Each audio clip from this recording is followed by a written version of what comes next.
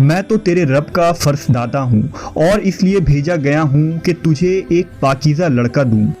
کنواری مریم حیران ہو کر فرماتی ہیں، میرے ہاں لڑکا کیسے ہوگا جبکہ مجھے کسی آدمی نے چھوا تک نہیں اور نہ میں کوئی بدکار عورت ہوں۔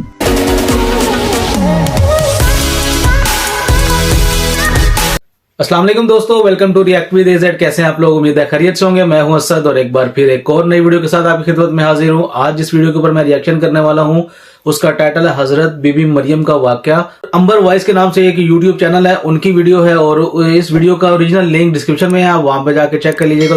تو چلیے ویڈیو کو سٹارٹ کرتے ہیں، اس سے پہلے چینل کو سبسکرائب کرنا نہ بھولیے گا۔ اس پاک خاتون کے پاس اللہ کا فرشتہ آیا اور کہا، اے کنواری مریم، اللہ تجھے ایک نیک اولاد عطا کرنا چاہتا ہے۔ خاتون نے کہا، یہ کیسے ممکن ہے جبکہ مجھے کسی مرد نے چھوا تک نہیں۔ فرشتے نے کہا، ایسا کرنا تیرے رب کے لیے بہت آسان ہے۔ بے شک۔ وہ نیک اور پارسا خاتون کون تھی جو قیامت تک پاک دامنی کی مثال بن گئی؟ وہ خاتون جسے اللہ نے اپنے زمانے کے تمام عورتوں پر برتری عطا فرمائی۔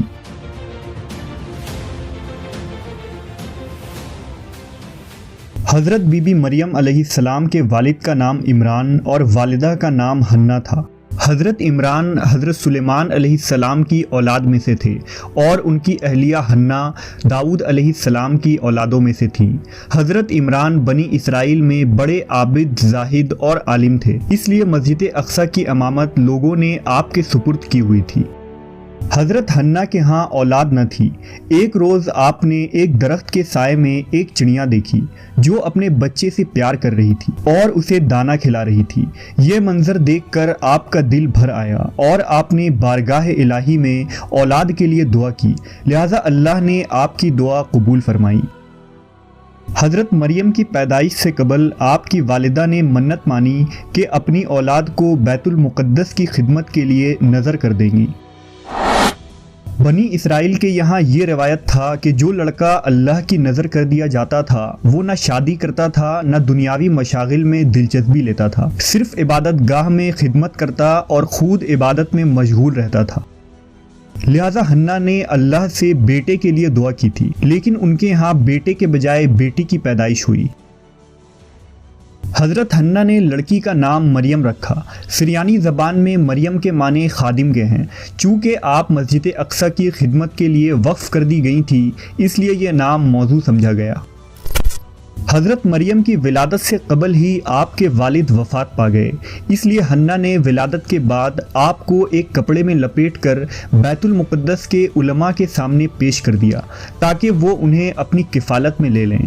جب حضرت مریم بیت المقدس میں لائی گئیں تو مجاوروں کے درمیان اختلاف پیدا ہو گیا۔ ہر کوئی خود کو آپ کا زیادہ حقدار سمجھتا تھا۔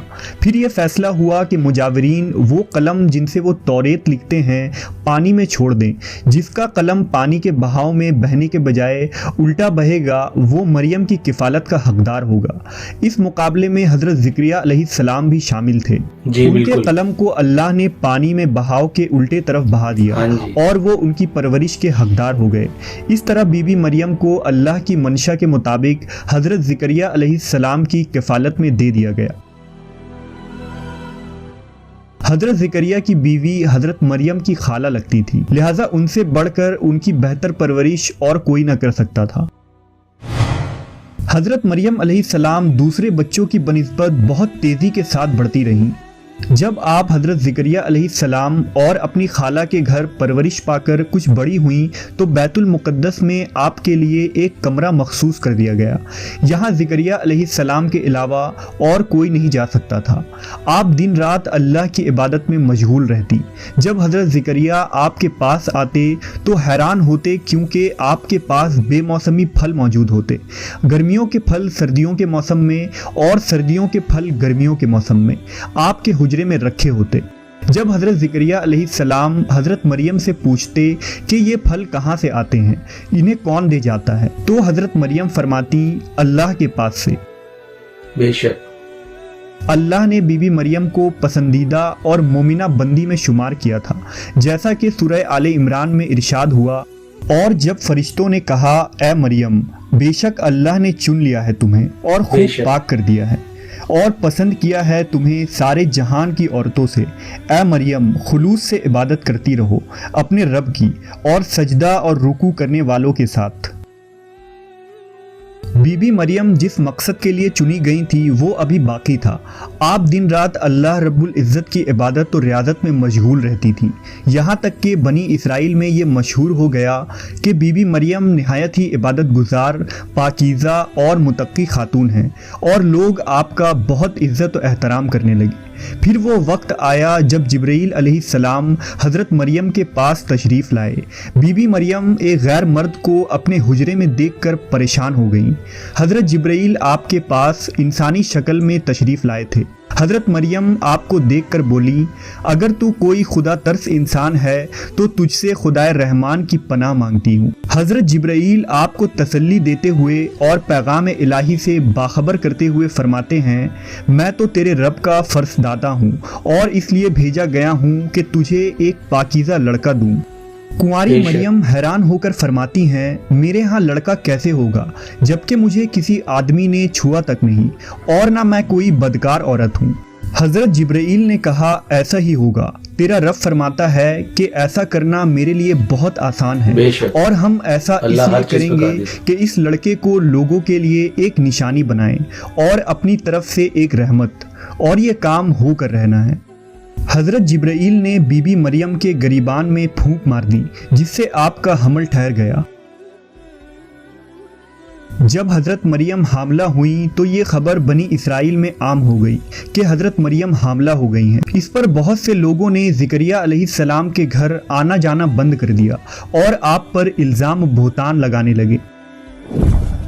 حضرت مریم بیت المقدس سے نکل گئیں اور دور ایک مقام پر جا کر ٹھہری۔ آپ اس مقام پر تنہا رہ رہی تھی کہ ایک دن آپ کو درد ذہ شروع ہو گیا۔ آپ نے ایک درخت کا سہارا لیا اور تنے کو پکڑ کر نیچے بیٹھ گئیں۔ آپ جس درخت کے پاس بیٹھی تھیں وہ ایک خشک درخت تھا۔ جب آپ اس درخت کو ہلاتیں تو معجزے سے وہ درخت سرسبز ہو کر پھل دیتا تھا۔ حضرت مریم درد سے بے چین تھیں، بدنامی کا خیال تھا۔ آخر گھبرا کر کہنے لگیں کہ کاش میں پہلے مر گئی ہوتی اور بھولی بسری ہو گئی ہوتی۔ اس مشکل وقت میں اللہ نے حضرت مریم کے قدموں کے قریب ایک نہر جاری کر دیا۔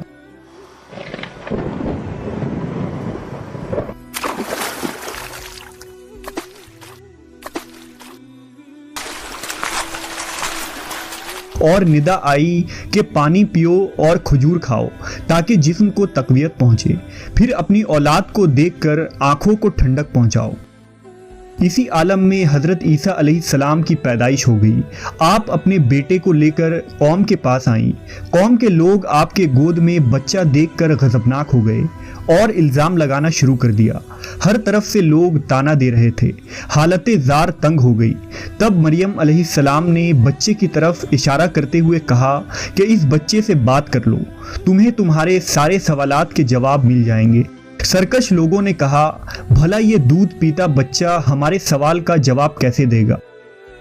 اچانک عیسیٰ علیہ السلام نے بولنا شروع کر دیا۔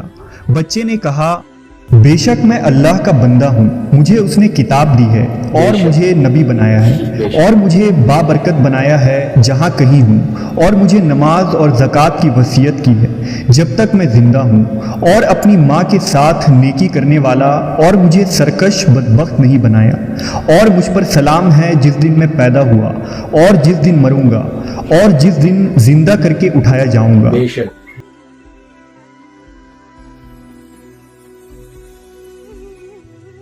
اس کے بعد حضرت مریم حضرت عیسیٰ علیہ السلام کو لے کر مصر چلی گئیں۔